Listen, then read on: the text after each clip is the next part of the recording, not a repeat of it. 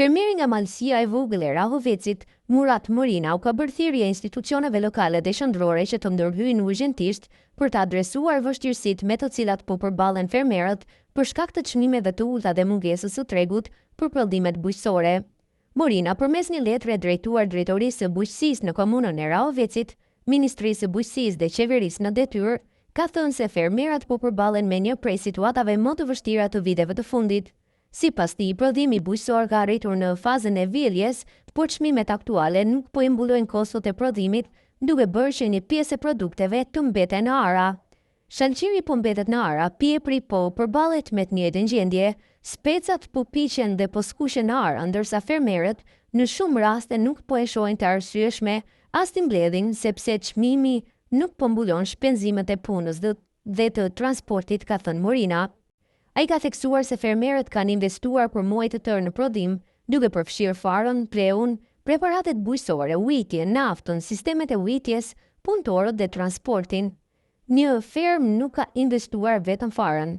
Ai ka shpenzuar farë, ple, preparate ujitje, naftë, sistem të ujitjes, punëtor, transport dhe mirëmbajtje, ka marrë borxhe dhe ka rrezikuar kursimet e familjes së tij, është shprehur ai.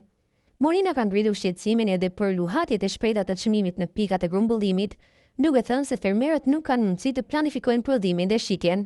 Nuk është e drejtë që fermerit i ofrohet një ditë një çmim prej 60 centësh për kilogram, ndërsa menjëherë pas kësaj çmimi të zbres në 30 cent, kur prodhimi është mbjell, rritur dhe është gati për treg, ka deklaruar ai. Ai ka kërkuar nga Drejtoria e Bujqësisë në Rahovec që shqetësimet e fermerëve t'i adresohen në urgjencë tek Ministria e Bujqësisë dhe institucionet qendrore.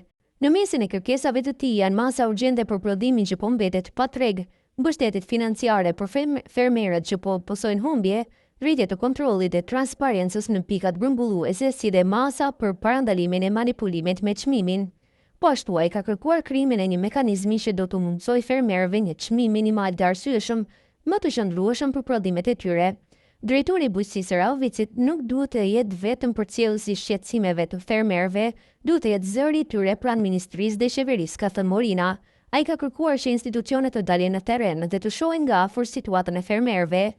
Ejani në ara, shikoni nga afër prodhimin që po mbetet pa shitur, dëgjoni fermerët, shikoni investimet dhe humbjet e tyre dhe pastaj ngriheni zërin në institucionet qendrore për një zgjidhje konkrete dhe urgjente, ka deklaruar ai. Në fund, Morina ka thënë se fermerët nuk kërkojnë lëmoshe, por mbështetje institucionale për punën dhe investimet e tyre. Ne nuk po kërkojmë lëmosha, po kërkojmë drejtësi për punën tonë, po kërkojmë që djersa e bujkut të ketë vlerë, ka thënë ai. Ai ka paralajmëruar se nëse nuk merren masa, kriza e tregut mund të ndikojë në vazhdimin e veprimtarisë së fermerëve. Sot është shalqiri, piepri dhe speci, nesër mund të jetë një kulturë tjetër. Nëse nuk merren masa tani, shumë fermerë mund të detyrohen të heqin dorë nga bujqësia, ka përfunduar Morina.